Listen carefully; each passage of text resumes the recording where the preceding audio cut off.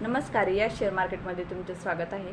तर तुम्ही इन्फोसिस हा शेअर बघितला असेल। इन्फोसिसमध्ये खूप डाऊन ट्रेंड झालेला किंवा खूप हा शेअर फॉल झालेला, तर आपण याच्यामध्ये आता बाईंग करू शकतो का? तर मला असं वाटतं की हा शेअर 200 मूविंग ॲव्हरेजवरती सपोर्ट घेत आहे, कारण हॅमर बुलिश कॅन्डल बनलेली आहे। तुम्ही चेक करू शकता आणि तुम्ही स्टॉप लॉस सुद्धा त्या कॅन्डलचा लो ठेवून हा स्टॉक बाय करू शकता। आणि याच्या अगोदर मी अदानी ग्रीन हा स्टॉक दिलेला। आज त्याची सेल्स ग्रोथचे रिपोर्ट आलेले आहे। सेल्स ग्रोथ खूप चांगल्या प्रकारे झालेली आहे।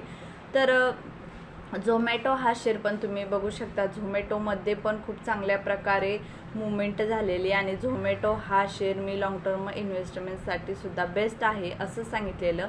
पण तुम्ही पण तुमचं स्वतःचं ॲनालिसिस करा, स्वतःचं सेल्फ स्टडी करा आणि कोणत्या पण शेअरमध्ये कोणाच्या तरी सांगण्यावरून तुम्ही एंट्री घेऊ नका, एवढं मला वाटतं। कारण